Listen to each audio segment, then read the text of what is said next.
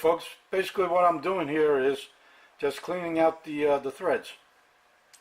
This way it will go back in there, and then right before I put it in, I'll put a little bit of oil, and then I'll be able to torque them down. I won't bore you with all this because apparently there's a lot of bolts. So I'll get back to you. And remember, if you like what you see, subscribe. And don't forget to hit that little icon bell button. This way you'll get notified when I cough up some new videos. And don't forget to hit like. Okay. Later.